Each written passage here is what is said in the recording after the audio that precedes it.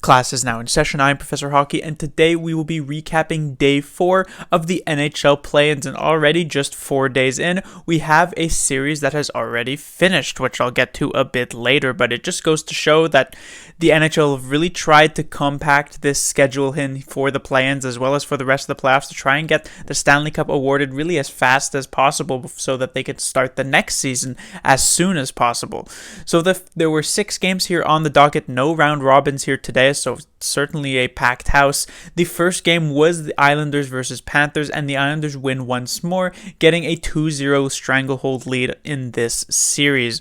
And this game didn't start off all too bad for the Panthers. They managed to get the first goal from Hoffman, and once Matt Martin tied it up, they managed to get another one from Barkov. But it just seemed that once Ryan Pulock scored this goal to make it 2-2, the Panthers just completely fell apart. It would be mostly Islanders controlled for the rest of the game. They'd get a couple from Eberle so that they can close it out, and just a pretty disappointing finish to what was looking somewhat promising for the Panthers. The good news for the Islanders is things seem to be going well. We already knew that they could play with a lead, that they were a very, very strong defensive team, but what we learned here today is that they can also come back from a deficit. They were down 1-0, they were down 2-1, they have some goal scoring certainly, and so a lot going well for the Islanders. If they can manage to finish off this series, they could be a potential dark horse in the Eastern Conference.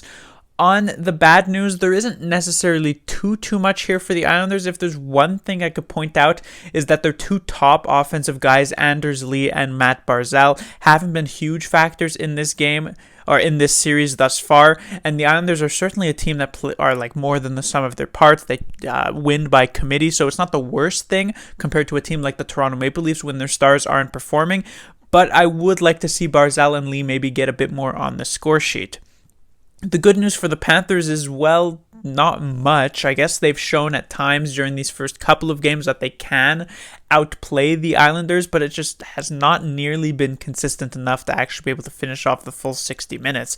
And of course, that brings us to the bad news. First of all, let's talk about Sergei Bobrovsky. Bobrovsky was very good in Game 1, the best Panther by far in that first game, and yet here he let in a couple of suspect goals, and the big one was, of course, this second one by Pulock. As I said, the Panthers' mental game just fell apart after the second one. It was a bad goal let in by Bobrovsky, and while Bobrovsky can be at fault, the fact that the Panthers have this weak mental game is quite disappointing. I don't know if it's coaching or whatever, but the fact that they just fell apart is not very good for a team that is hoping to compete here in these play-ins, and they'll have to regroup real fast because they play again tomorrow, and if they can't, well, it looks like it's the Islanders series to win. Next was the Predators versus the Coyotes, and the Predators managed to get the victory 4-2 to tie up the series at 1. And like the Coyotes had done in the first game, scoring 3 unanswered goals in the first period, the Predators managed to do something similar, getting goals from Bonino and Johansson to finish off the first period at up 2-0. They would later on get goals from Järnkrok and then Arvidsson to make it 4-0. And in the last minute, the Coyotes would make it at least relatively interesting, getting a goal from Keller and getting another from Kraus. But the final score would be 4-2. The good news for the Nashville Predators, I think the big one, is Juuse Saros. After the first game, I had said that Saros had played okay but not fantastic, and they would be faced with the question once again whether or not they would either start with Rinne or they would go back with Saros once more. And they decided to stick with Saros, and that seemed to be a very, very good choice. He was fantastic, especially early on in this game, and Saros seems to be the goaltender to ride here for the Nashville Predators, as we've learned here in this game too. The bad news for the Predators is that they keep coming out to these slow starts. Of course, in Game 1, I said that the Coyotes managed to score 3 unanswered, and the Predators, while they played pretty well for the rest of that game, never managed to dig themselves out of that hole. In this game, the Predators took the 2-0 lead in the first period, and yet you could certainly make the argument that the Coyotes were the better team in that first period, and yet the Predators were just the more opportunistic team and were actually able to capitalize on their chances. The Coyotes really did do well in this first period, and the Predators cannot continue to afford to just not show up for these games in the first 20 minutes. It was Saros who really bailed them out for the majority of it, and they managed to really find their game past the first period, but they need to show up ready to play if they want to finish off this series. The Coyotes, the good news on the other hand for them is that, well, I guess they do show up to play. They've shown that at times, for at least, short periods of time, they can compete with the Nashville Predators. Darcy Kemper did not have a particularly good game, but he's still been decently solid for them. The defense has still been pretty good for the Coyotes, so there are elements here that could help the Coyotes win this series, even though it's not necessarily looking all too great, considering the Predators have outplayed them for a good chunk of the 6 periods we've seen.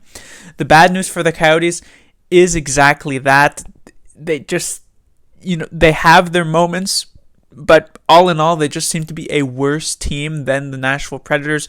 We'll see if maybe Kemper can win some goalie duels, but I had said after Game 1 that Kemper was an inexperienced goaltender, and he might struggle a bit going later on into the series, and that was exactly the case here tonight. However, judging by the series, the seasons he's had, the regular season he had, I suspect he might be able to make a bit of a comeback, but it's looking maybe a bit grim for the Coyotes. We'll see. The next game was the Maple Leafs versus the Blue Jackets, and the Maple Leafs get revenge by returning the shutout to the Blue Jackets. Of course, the Maple Leafs lost the first game 2-0. Now they win this one 3-0. It took a while, but Matthews managed to get the first goal of this game. It would then be Tavares adding to 2-0, and then eventually Riley would be able to make it 3-0 with the empty netter to close it out. And it was a pretty solid game played by the Maple Leafs. You could tell that they were not happy with their performance in Game 1 against the Blue Jackets, and they were mostly dominant in this game. Didn't really give the Blue Jackets much to work with. The good news is, of course, Anderson was fantastic once again, outdueling Korpisalo in this game, technically outdueling him over the 2 games, considering he's only let in a single goal while Korpisalo has now let in 2. And so the Maple Leafs goaltender really on fire. Also, good news, we saw the Maple Leaf stars really show up. Matthews was pretty good in Game 1. He was once again solid here in Game 2. Tavares and Marner, who were not good in Game 1, did show up to play. Tavares especially getting this goal here, really pushing the pace. And so some great things going on for the Maple Leafs. The bad news, on the other hand, the first thing to talk about should obviously be this big Jake Muzzin injury. It was sort of just a series of unfortunate events here right at the end. Gets cross-checked from behind by Dubois, takes an awkward fall, and eventually ends up having to get stretchered off the ice. It is seemingly doubtful, especially since I believe he was taken out of the bubble here in Toronto, meaning he'll have to quarantine on the way back. So it's doubtful that he actually gets another game in this series, which could be a bad thing for the Leafs. He's obviously been a very good defensive defenseman for them. Another slight bit of bad news is, of course, the fact that the Maple Leafs have yet to really light up the Blue Jackets. If they continue to play these real tight games, it's possible that they could really sort of just trend either way. The Leafs really need to start and get in front of things and maybe start racking up the goals. The good news for the Blue Jackets is sort of like what I just said, in that while they did lose this one, they were dominated. In Game 1, they can still hold on to that with the fact that they played well in that game, and the fact that even in this one, they only let up 2 goals. Korpisalo has still been very, very good for them, and so the series is absolutely far from over for the Blue Jackets. They've showed that they can beat the Maple Leafs, and we'll see if they can try and get back to their game in Game 3. The bad news, on the other hand, is just still the fact that on paper, they are quite outmatched. They don't necessarily have the skill that will immediately shine through in this game. The Maple Leafs, they were playing very, very well, and it was the Matthews, it was Tavares, the players like this who were really able to get the scoring that the Maple Leafs needed to win this one. And there really isn't much of that on the Blue Jackets. Players like Cam Atkinson, Oliver Bjorkstrand, Pierre-Luc Dubois, these are good players, but they're certainly not superstars. They're not players who are going to really take over a game. So it's a rough spot here for the Blue Jackets, but we'll see if they can continue to win by committee and take it to the Maple Leafs in Game 3. Next was the Flames versus the Jets, and this has been a strange series because, of course, in Game 1, the Jets played quite bad and lost that one, and in Game 2, the Flames played extremely bad and lost that one. What was the case here for Game 3? Well, it was the Jets not playing particularly well, while they were probably better than they were in Game 1. Things just seem to have gone from bad to worse in terms of injuries. Not only were Scheifele and Laine still not in the lineup, a couple more injuries sustained by the Jets, including Matthew Perreault, and so Lady Luck certainly doesn't seem to be on their side for this one. The good news for the Flames is exactly that. They're in prime position to really take over this series. They have the 2-1 lead right now. If they should be able to close this one out. The Jets were maybe the better team on paper coming into this series, but with all these injuries, it's not even close now. The bad news for the Flames is I haven't seen a team that is much more inconsistent than this team. It's very possible that this series should have likely already been over, considering the bad luck the Jets have had, and yet because of that awful Game 2 from the Flames, we're still going to a Game 4. I suspect the Flames will be able to close it out, but really, up and down, I wouldn't even be that surprised if the Flames actually just showed up and didn't play very well in this Game 4 and actually gave the Jets a chance in a potential Game 5. The good news for the Jets is I guess they still have Connor Hellebuck. He wasn't great in this game, of course, letting in all these goals, but he was good enough in the first couple of games. He's still a very, very good goaltender, and I guess players like Ehlers, players like Kopp, the 2 goal scorers in this game, as this game was relatively close early on. They scored the first goal from Ehlers, and then Kopp had made it 3-2. So I guess some of these more depth style of players, I know Ehlers isn't really a depth player, but Kopp can step up for the Jets, but it's hard to really look like much good news here. Just all these injuries, it's just been real unfortunate. If you're a Jets fan, certainly feel sorry for you that you had to experience this, especially since the team could have potentially done a bit of damage here in the Western Conference. And that's really the bad news, is that it's just quite unfortunate. They're really the only team thus far that has dealt with such injuries like this. So just a tough spot for the Jets to be in. Next game was the Hurricanes versus the Rangers. This was the series that did indeed finish here tonight. The Hurricanes closing it out with the 3-0 sweep. I said that there's normally a sweep here, and I had guessed it would be the Maple Leafs, but in fact it was the Hurricanes, and it just seemed like every step of the way the Hurricanes were the better team, just dominating the New York Rangers. The Rangers really just didn't have much of a chance at all. They could never get a foothold in this series. They got the first goal of this game from Chris Kreider, but after that, the Hurricanes, they potted one with Teravainen, then Warren Foegele, and then a couple goals from Sebastian Aho to close it out. The good news for the Hurricanes is the fact that they were just so much better. They were probably the most consistent team that we have seen during these play-ins, whether in the Eastern Conference or the Western Conference. They were really, really clean. Good goaltending, solid performance from their top players, solid performance from their bottom 6 players, great defense, just all in all fantastic. They're looking to be a real contender in the Eastern Conference. The bad news for the Hurricanes is it's not really bad news based on their play, but it could be bad news based on their situation. Now, normally in the playoffs, in a normal situation, teams would rather finish off their opponents in maybe 6 games so they can get 3 or 4 days off before the next series as a bit of a reset, since of course the grind of a playoff series is pretty tough on the body.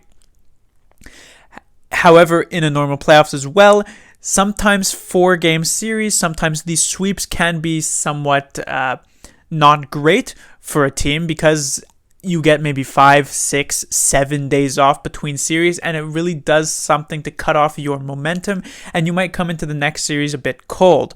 The Hurricanes, or as well as every other team, have had over 4 months since the regular season, so I would suspect most of these players want to play as many games as possible, and now the Hurricanes, they finished quite quickly.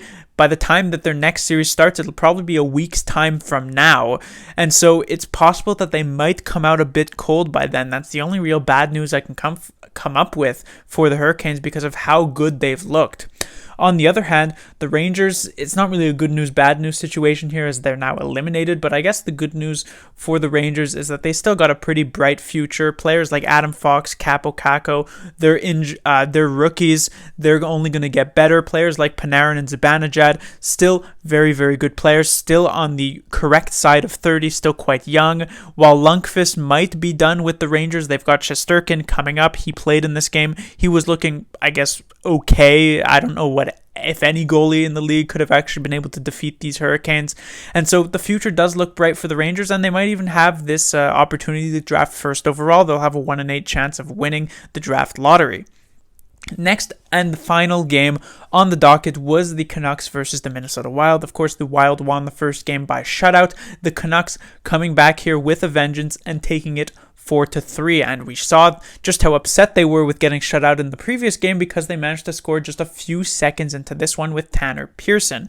It would then be Luke Cunnin on a short-handed opportunity for the Wild who would tie it up before the Canucks would add JT Miller, Besser, and Horvat to make it 4-1. In the dying couple of minutes, the Wild would make it very interesting with a couple goals from Kevin Fiala, but it would not be enough, and the Canucks would finish it off. So, good news for the Canucks. They managed to show that they can score against this Wild team. They can beat Alex Stalock. They can get through the defense, and just a very, very promising performance from the Canucks, and showing that this series is likely going to be very, very close, and is a good candidate to probably go 5 games. I guess we'll see what happens as we move further on. It was just a solid game, and the Canucks got a lot of their top players activated a bit: Pettersson, Besser, Horvat.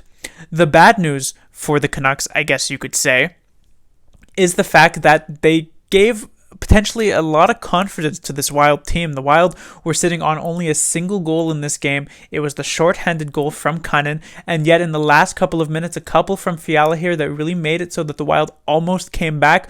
Could be something that the Wild can carry into the next game as a sort of momentum builder. So it's something that the Canucks absolutely did not want to let happen, and we'll see if it ends up biting them when we move on to Game 3. The good news for the Wild, I think a big good news for them is the fact of Kevin Fiala just being very, very good here through these first couple of games. He's been by far the Wild's best player through these first couple of games. He was single-handedly trying to bring the Wild back in this game when they were down 4-1, and he almost managed to do so with his 2 goals. But I guess it was just not enough, but he's been fantastic for the Wild, especially since he was a bit of a controversial player to have been picked up by the Wild. They had traded longtime Minnesota Wild forward Mikael Granlund to the Nashville Predators. Granlund at the time was a pretty consistent 60-point scorer. Fiala showed some promise, but was not necessarily there yet. It was a controversial trade at the time. It looked not great for the Wild, but it has seemingly worked out now, considering Granlund hasn't looked great with the Predators, and Fiala has been very good with the Wild. Now, the bad news for the Wild is that of every single team thus far still in the play-ins, they are the only team that has yet to score at even strength. Their first 3 goals in the first game were 2 on the power play and 1 on an empty net, and their 3 goals here tonight were 1 shorthanded and 2 with the goalie pulled. Both goals by Fiala were with the goalie pulled.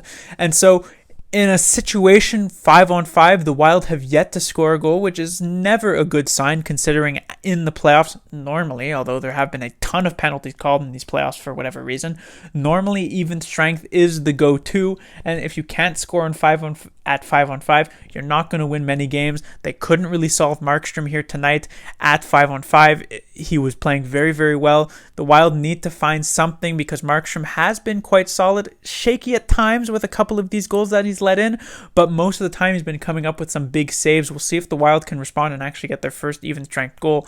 But that would do it for these 6 games in terms of predictions. For the first one, the Islanders versus the Panthers, that one's completely out the window. While the Panthers could still technically win, it cannot be in 4 games, so that one's off.